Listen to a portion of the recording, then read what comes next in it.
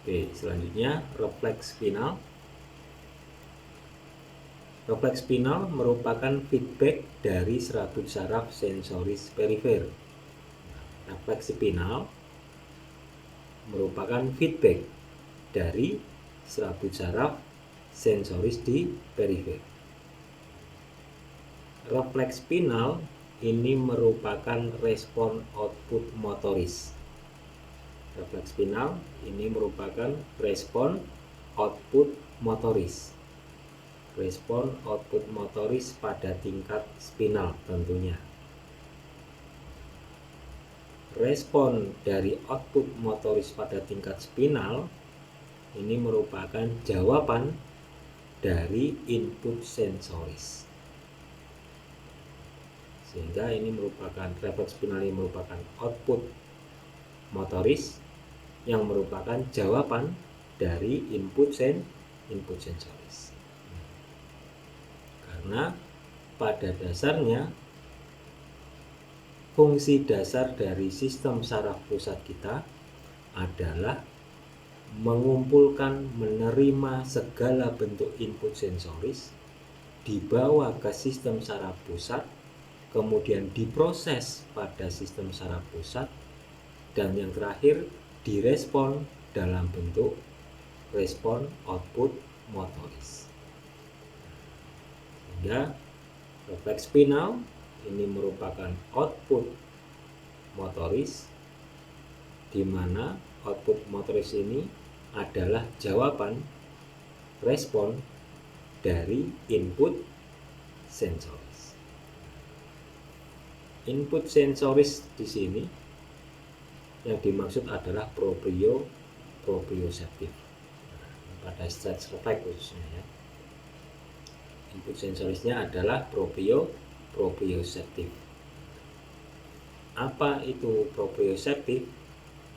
Proprioseptif ini adalah serabut saraf sensoris yang membawa informasi tentang panjang pendek otot dan juga membawa informasi tentang ketegangan tonus otot. Proprioseptif ini merupakan serabut saraf sensoris yang membawa informasi panjang pendek otot, perubahan panjang pendek otot, dan juga membawa informasi tentang ketegangan otot. Ini utamanya, proprioseptif yang utama. Kalau tekanan sendi itu proprioseptif juga, Pak? Iya, tekanan sendi juga proprioseptif. Tapi yang utama ini adalah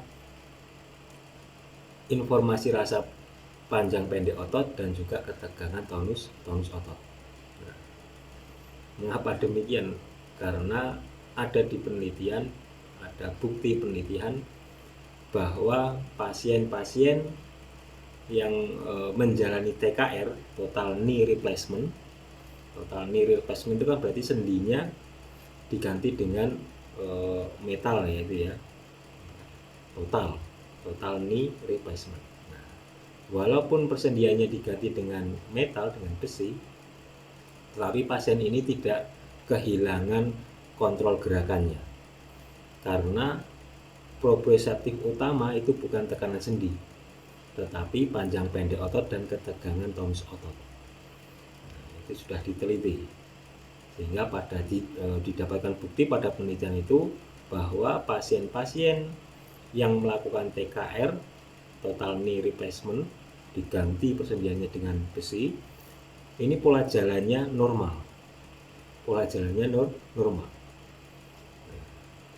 Ini mengindikasikan bahwa tekanan sendi, informasi tekanan sendi ini tidak jauh lebih utama dibandingkan informasi tentang panjang pendek otot dan ketegangan tonus otot.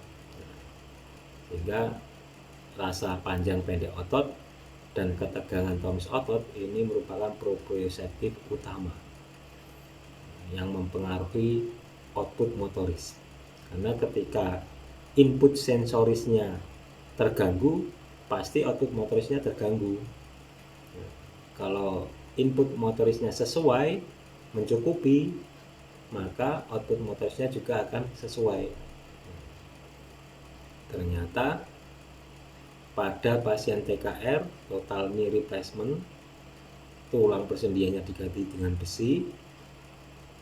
Pada penelitian tersebut hasilnya adalah pasien-pasien TKR ini masih bisa berjalan secara normal.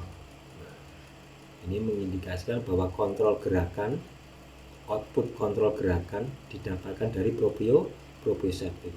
Ketika output kontrol gerakannya baik, pola jalannya baik, maka input proprioceptifnya mencukupi. Hal ini membuktikan bahwa proprioceptif, rasa panjang pendek otot, dan ketegangan tonus otot ini yang paling utama pada proprioceptif. Oke, selanjutnya tonic stretch reflex. Nah, ini saya contohkan stretch reflex karena berhubungan dengan spastisitas ya. Stretch reflex ini saya ambil contoh tonic stretch reflex dan fascic stretch reflex. Tonic stretch reflex, aktivitas neural dalam menjaga ketegangan tonus otot pada saat diam. Nah, contohnya apa? Contohnya ketika seseorang sedang tidur.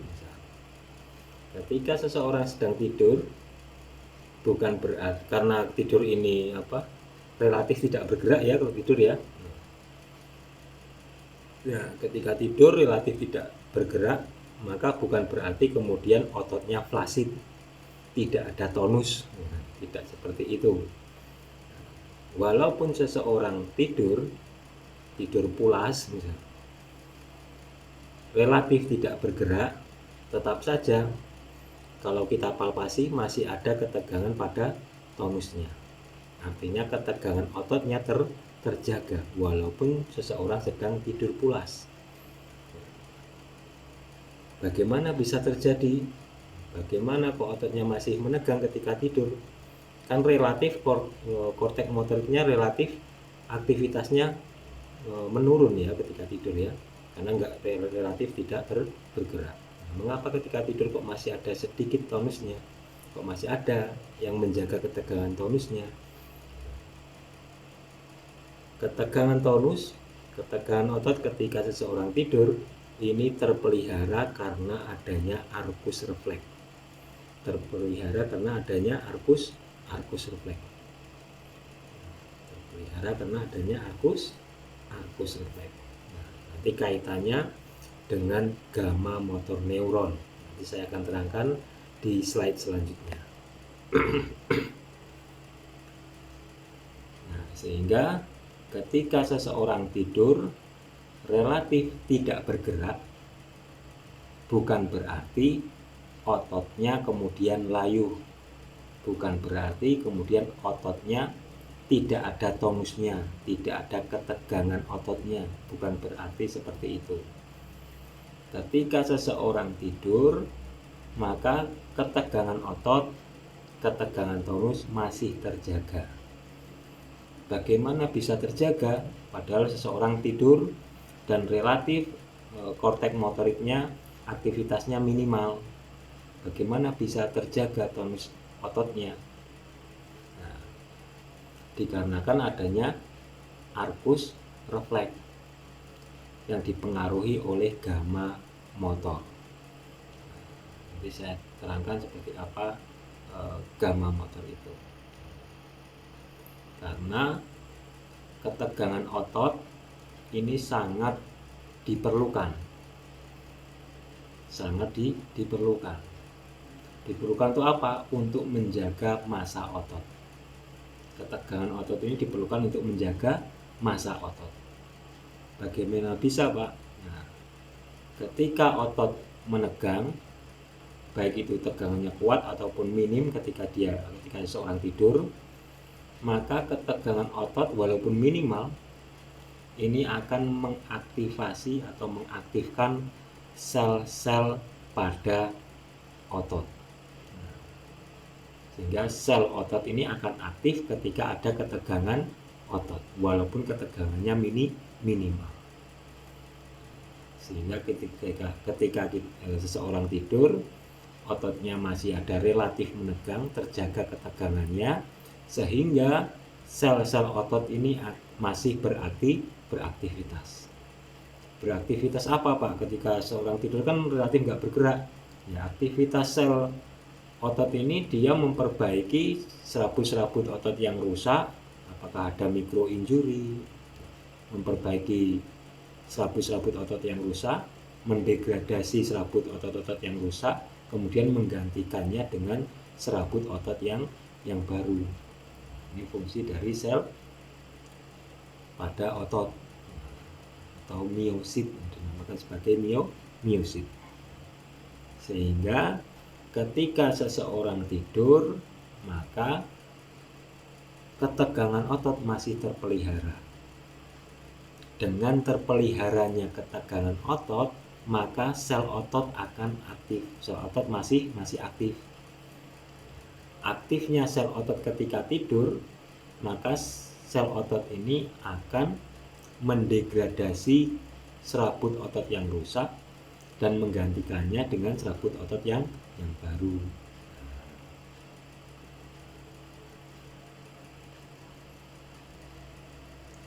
Sehingga ketika seseorang tidur, itu bukan berarti kemudian ototnya layu atau ototnya flasid, tidak ada tonus.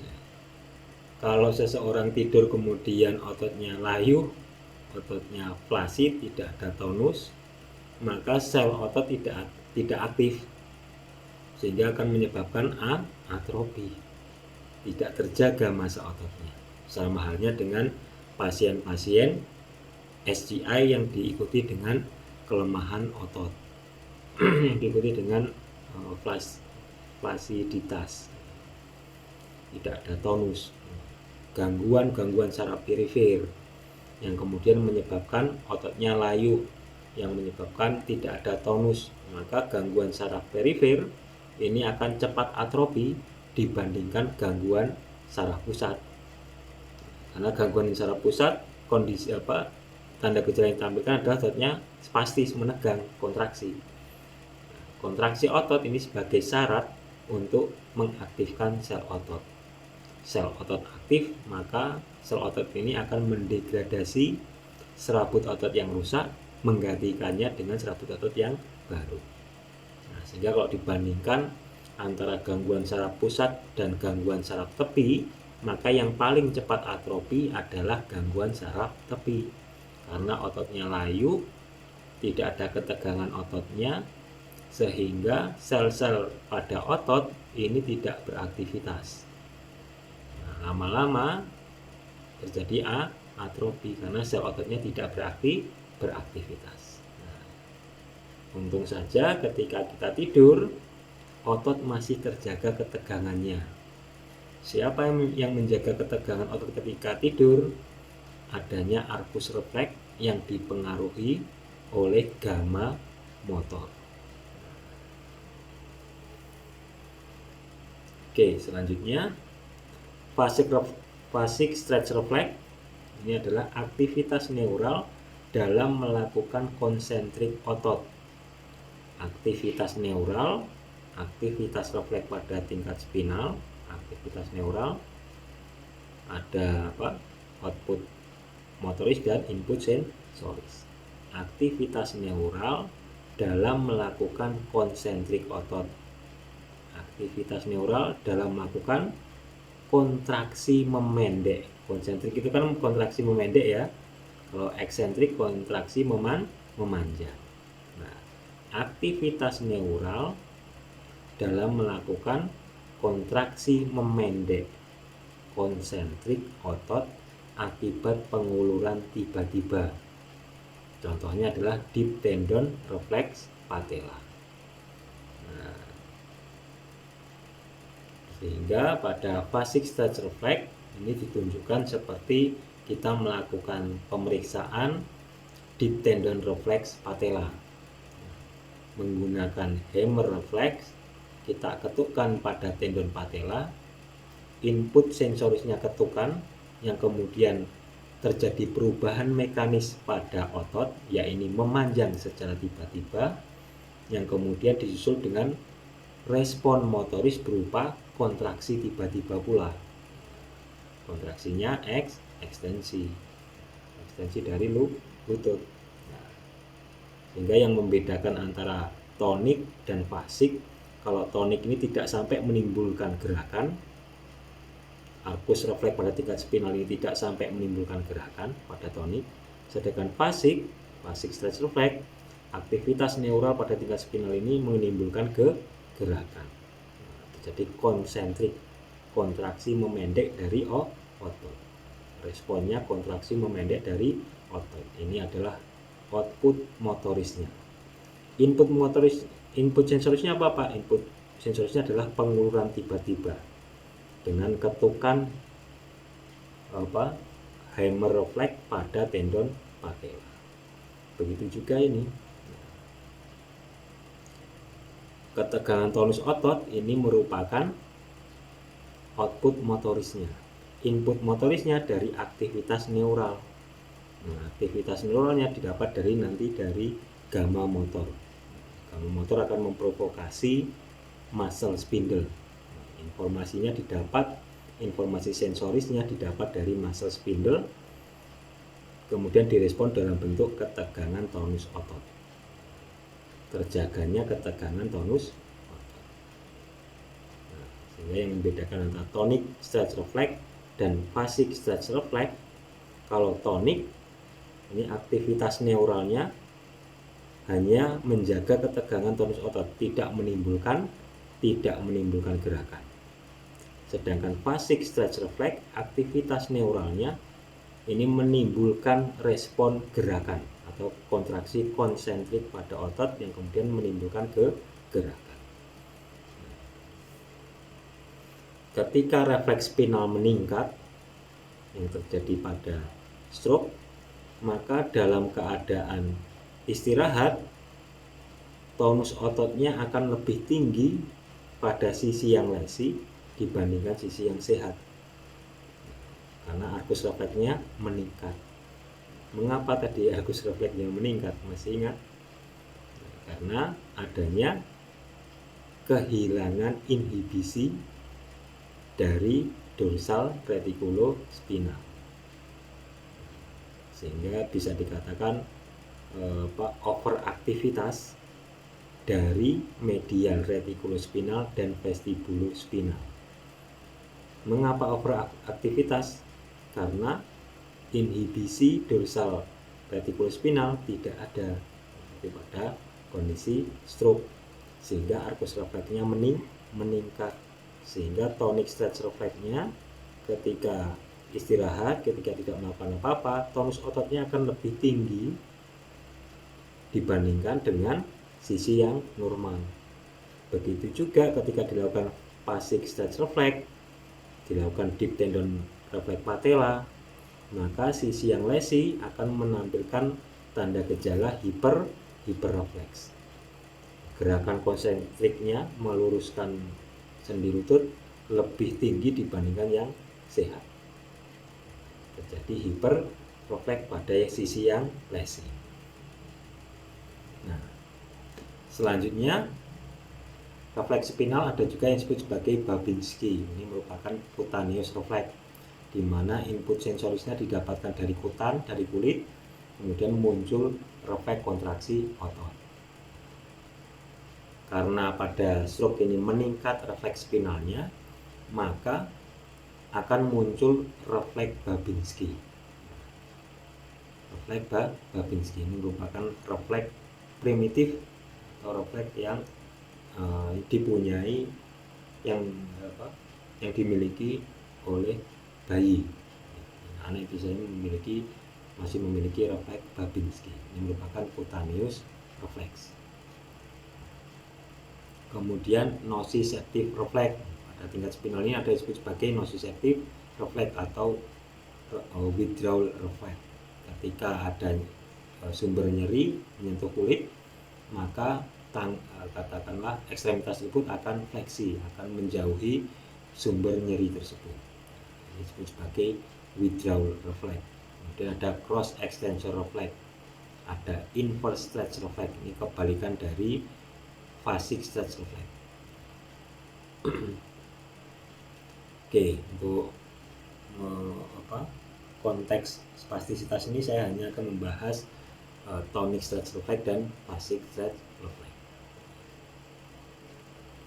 Nah, ini contoh dari stretch reflex. Dikatakan di sini stretch reflex atau myotatic reflex merupakan respon fisiologis kontraksi otot saat dilakukan penguluran otot. Nah, ini dilakukan penguluran secara tiba-tiba ya. Contohnya di tendon reflex tadi ya. Nah, terulurnya otot akan diikuti dengan terulurnya muscle spindle. Jadi otot ini mempunyai dua struktur. Ada serabut otot bagian luar dinamakan sebagai ekstrafusal dan ada serabut otot bagian dalam dinamakan sebagai intrafusal. Ketika ototnya terulur, ekstrafusalnya terulur, serabut otot bagian luar terulur, maka serabut otot bagian dalam juga terulur. Serabut otot bagian dalam tadi apa? Intrafusal. Intrafusal tersebut salah satunya adalah muscle spindle. Muscle spindle. Muscle spindle ini fungsinya untuk apa? Muscle spindle ini merupakan intrafusal. Fungsinya untuk apa? Fungsinya untuk mendeteksi perubahan panjang pendek otot. Mendeteksi perubahan panjang pendek otot. Ketika ada perubahan panjang pendek otot, ini didetek, muscle spindle ini akan melaporkan perubahan panjang pendek otot ini kepada serabut saraf sensoris 1A. Sehingga ketika otot terulur, ingat otot tadi mempunyai terdiri dari dua struktur ya. Ada struktur pertama yaitu serabut otot bagian luar dinamakan sebagai ekstrafusal dan ada serabut otot bagian dalam dinamakan intrafusal. Nah, contoh intrafusal adalah muscle spindle. Muscle spindle ini fungsinya untuk mendeteksi perubahan panjang pendek otot. Ketika ada perubahan panjang pendek otot, muscle spindle ini akan laporan, membawa informasi panjang pendek otot ini melewati serabut saraf sensoris 1A. Kemudian informasi serabut saraf sensoris 1A ini pada tingkat spinal, serabut saraf sensoris 1A bersinap pada serabut saraf motoris alfa motor.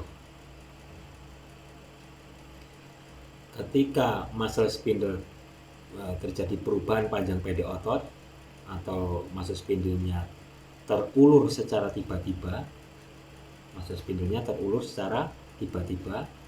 maka muscle spindle ini akan melaporkan atau akan membawa informasi terulurnya muscle spindle secara tiba-tiba ini melewati serabut saraf sensoris 1A. Serabut saraf sensoris 1A pada tingkat spinal, ini serabut saraf sensoris 1A, pada tingkat spinal dia akan bersinap bersambung dengan serabut motoris alfa motor. Serabut saraf sensoris 1A pada tingkat spinal akan bersambung dengan serabut saraf motoris A alfa atau alfa motor.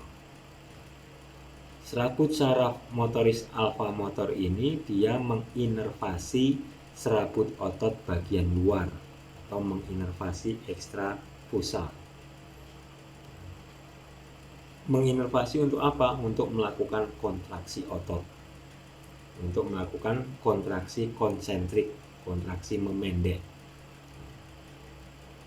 Sehingga ketika muscle spindle terulur tiba-tiba, maka informasi terulurnya tiba-tiba muscle spindle ini akan dibawa informasinya oleh serabut saraf sensoris 1A.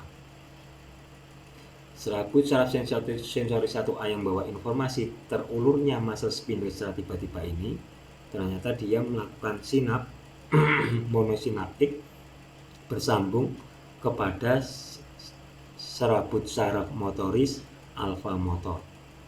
Serabut saraf motoris alfa motor ini menginervasi ekstrafusal. Dari intrafusal informasinya, kemudian sensorisnya dibawa serabut saraf sensoris 1A, informasi sensorisnya, kemudian dari input sensoris direspon langsung dalam bentuk output motoris oleh serabut saraf motoris alfa motor menuju ke ekstrafusal untuk terjadi kontraksi otot memendek, sehingga memanjangnya terulurnya muscle spindle ini tidak sampai mengakibatkan cedera pada muscle spindle karena ototnya tiba-tiba memendek. Nah, ini salah satu mekanisme defense mekanisme dari otot. Ini terjadi pada tingkat spinal. Karena terjadi pada tingkat spinal, sehingga bentuk respon dari sensoris menuju ke motoris ini sangat cepat,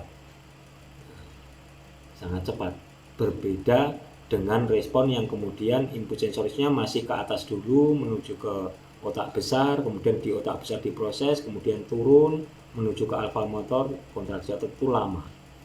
Itu gerakan-gerakan disadari seperti itu. Kalau gerakan yang tidak disadari, tidak diperintah, ini hanya pada tingkat refleks, ini contoh, pada tingkat spinal, ini contohnya. Sehingga input sensoris langsung direspon dalam bentuk respon motoris. Tidak perlu diproses dulu di otak besar, kelamaan ke atas, nanti keburu massa spindle-nya putus, sehingga harus direspon dengan cepat melewati refleks, hapus refleks pada tingkat spinal.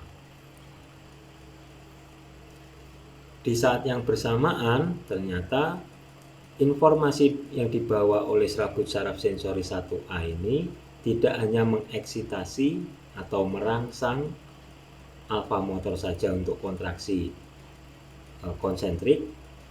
Ternyata informasi yang dibawa oleh serabut saraf 1A ini dia akan mengeksitasi, ini plus ya, mengeksitasi, siapa yang dieksitasi?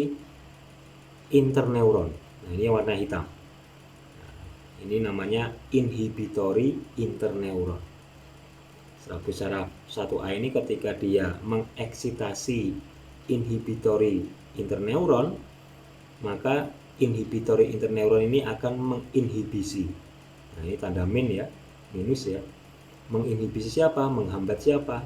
Menghambat otot alfa motor, menghambat serabut saraf alfa motor pada otot antagonis. Sehingga serabut saraf sensoris membawa informasi sensoris tentang muscle spindle yang terulur tiba-tiba. Kemudian serabut saraf sensoris 1A ini bersinap pada alfa motor otot agonis tersebut untuk melakukan eksitasi. Ini tanda plus, sehingga otot agonis tersebut akan kontraksi memendek. Kemudian disusul juga dibarengi dengan eksitasi pada inhibitory interneuron untuk melakukan inhibisi pada alfa motor, serabut saraf motorik alfa motor pada otot antagonisnya. Nah, sehingga ketika dilakukan deep tendon reflex patella, maka quadriceps akan kontraksi konsentrik memendek dan hamstring akan relaksasi.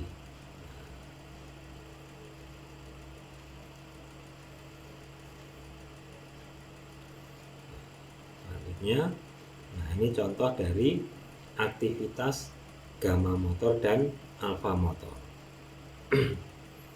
Nah, serabut otot, struktur otot ini terbagi menjadi dua.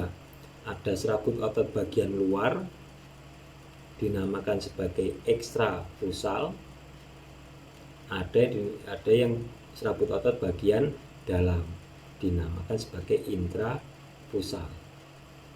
Nah, ini adalah muscle spindle. Dikatakan di sini serabut otot terdiri dari dua struktur, ada serabut otot luar ekstrafusal dan serabut otot dalam atau intrafusal. Nah, ekstrafusal dan intrafusal masing-masing memiliki inervasi saraf motoris dan sensorisnya masing-masing. Sehingga intrafusal, ini muscle spindle, memiliki saraf sensoris dan motoris. Nah, ini contohnya yang dicontohkan di sini adalah saraf sensoris 1A, mendeteksi yang membawa informasi tentang perubahan panjang pendek muscle spindle. Dibawa oleh saraf sensoris 1A. Kemudian motoris pada intrafusal siapa? Ini gamma motor. Gamma motor ini dia akan mengkontraksikan otot-otot pada intrafusal. Nah, ini menginervasi pada otot yang di sini, di bawah dan di atas ya. Nah, ketika gamma motor ini aktif, maka otot ini yang diinervasi ini atas ke bawah ini akan memendek, tertarik ke sana, dan ini akan memendek tertarik ke sini, sehingga akan memposisikan muscle spindle ini akan terulur, karena di sini menarik ke sana dan di sini menarik ke sini, sehingga memposisikan muscle spindle akan terulur. Terulurnya muscle spindle ini akan dilaporkan oleh serabut saraf sensoris 1A. Serabut saraf sensoris 1A akan mengeksitasi, menstimulus serabut saraf motoris alfa motor. Alfa motor ini menginervasi ekstrafusal. Sehingga alfa motor menginervasi ekstrafusal juga akan memendek. Gamma motor memendek, alfa motor juga memendek. Nah, ini disebut sebagai alfa gamma loop atau gamma alfa loop.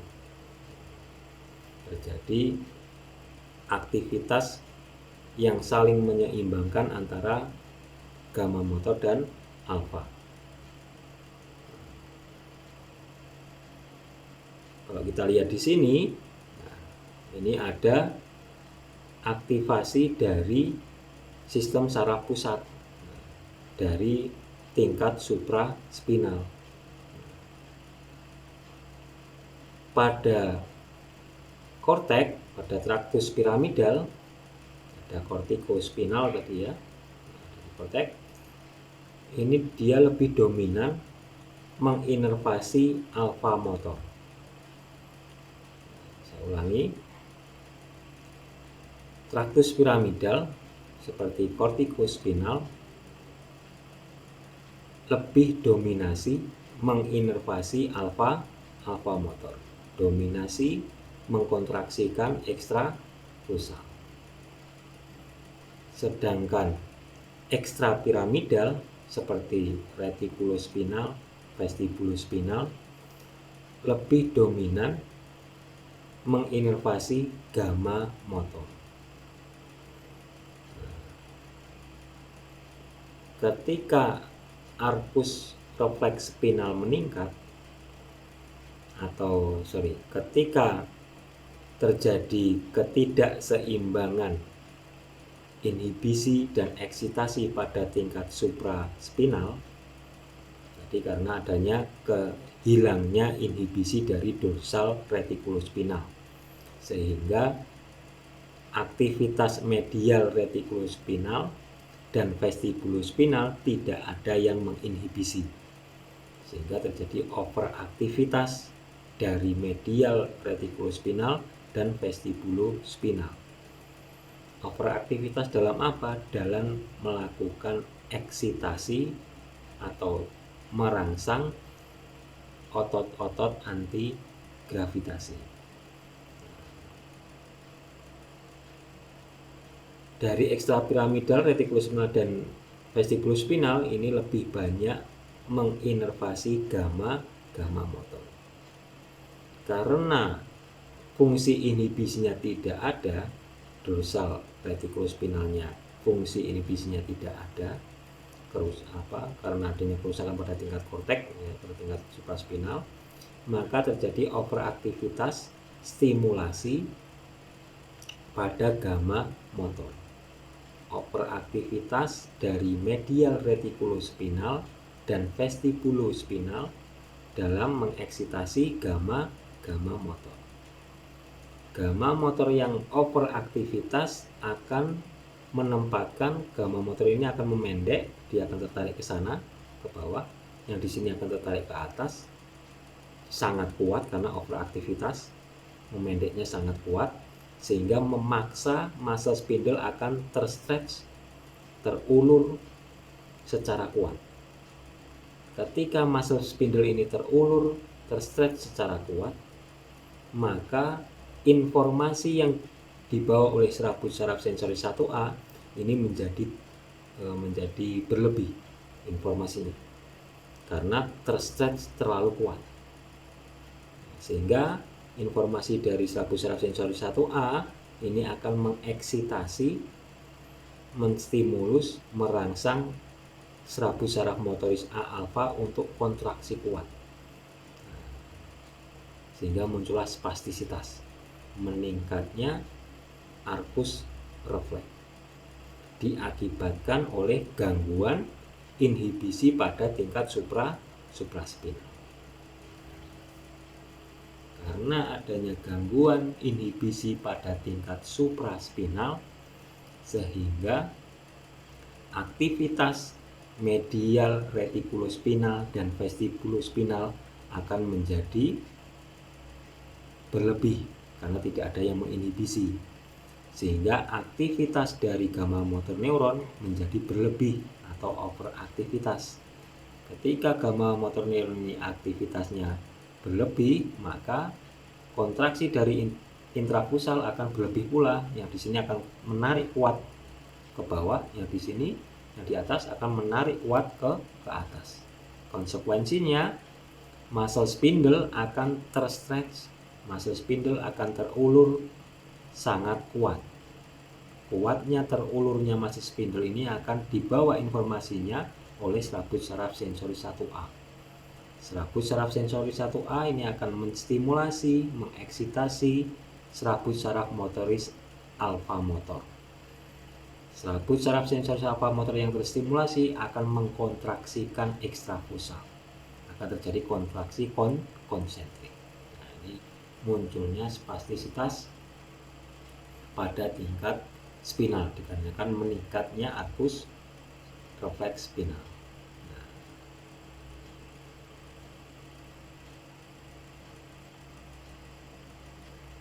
Nah, ini sebagai penjelasannya tadi, menurunnya atau hilangnya presynaptic inhibition atau disinhibition karena fungsi dari dorsal retikulospinalnya tidak ada, mengakibatkan hiperaktivitas dari gamma motor neuron. Hiperaktivitas gamma motor neuron mengakibatkan muscle spindle intrafusal terulur secara berlebih dan mengaktifasi serabut saraf sensori 1A. Meningkatnya aktivasi serabut saraf sensori 1A ini akan memfasilitasi atau mengeksitasi serabut saraf motoris alfa motor. Alfa motor yang terstimulasi, teraktivasi, maka akan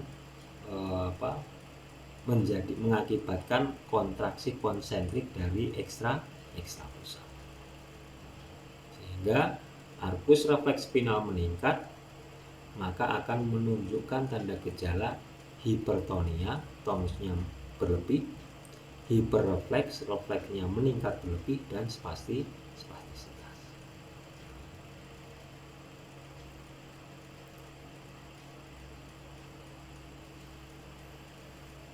Selanjutnya, komponen spastisitas.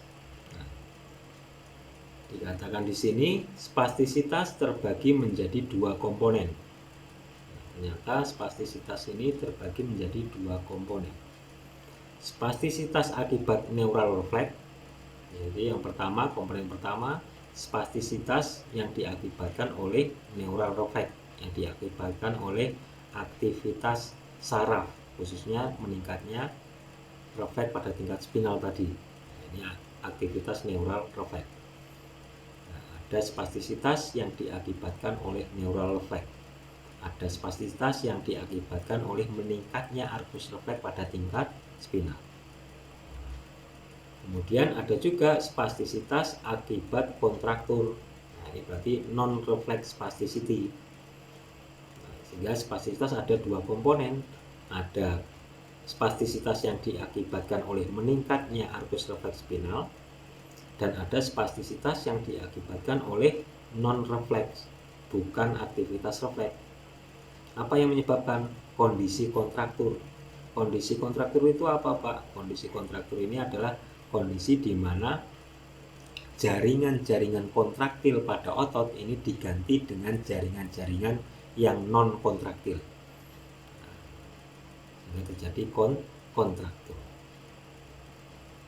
Lebih kepada properties otot atau struktur ototnya berubah.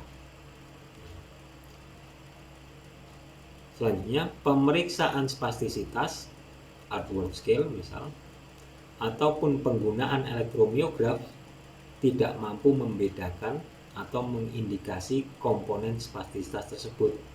Nah, susah juga ya ketika spastisitas ini ada dua komponen, ada aktivitas refleks dan ada karena kontraktur. Bagaimana kita bisa membedakan bahwa katakanlah pada pasien saya ini stroke sudah lebih dari 1 tahun. Nah, kira-kira spastisitas pada pasien ini dominan karena aktivitas refleks spinalnya ataukah karena kontrakturnya? Bagaimana saya bisa mengetahui? Karena untuk melakukan pendekatan, untuk melakukan intervensi, program latihan pada pasien stroke, maka akan berbeda ketika spastisitasnya dikarenakan oleh arkus refleks spinal yang meningkat dan spastisitas yang diakibatkan oleh kontraktur. Pendekatannya atau intervensinya akan berbeda karena penyebabnya juga berbeda. Bagaimana saya bisa tahu? Ternyata dengan menggunakan pemeriksaan Ashworth scale yang sering dilakukan, pemeriksaan spastisitas ini tidak bisa membedakan ini spastisitas meningkatnya arkus refleks atau spastisitas akibat kontraktur, tidak bisa dibedakan dengan Ashworth scale. Tidak bisa juga dibedakan dengan elektromiograf. Sehingga digunakanlah elastosonografi. Ini menggunakan ultrasound. Sehingga bisa melihat atau memeriksa struktur jaringan otot. Berapa banyak jaringan otot atau serabut otot yang digantikan dengan jaringan non kontraktil sehingga muncul kontraktur, berapa banyak, berapa persen. Dimana dengan elastosonografi ini kita bisa melihat berapa besar komponen spastisitas akibat kontraktur dibandingkan meningkatnya arkus refleks. Nah, di sini ada indikasi warna ya, ada warna biru dan ada warna merah. Nah, kalau warna biru ini berarti jaringannya sudah non kontraktil, jaringannya sudah mati, jaringan ototnya sudah banyak diisi oleh jaringan-jaringan non kontraktil, alias kontraktil. Pada pemeriksaan elastosonografi ultrasound ini, maka fisioterapi bisa mengetahui, oh pasien saya ini dominan adalah aktivitas arkus refleksnya meningkat, sehingga bisa saya gunakan metode pendekatan seperti ini. Oh ternyata pasien saya ini dominan spastisitasnya karena adanya kontraktur, adanya jaringan otot non kontraktil. Nah, sehingga bagaimana cara melakukan pendekatannya pasti akan berbeda antara dominan arkus refleks spinal yang meningkat dan dominan adanya jaringan non kontraktil atau terjadi kontraktur.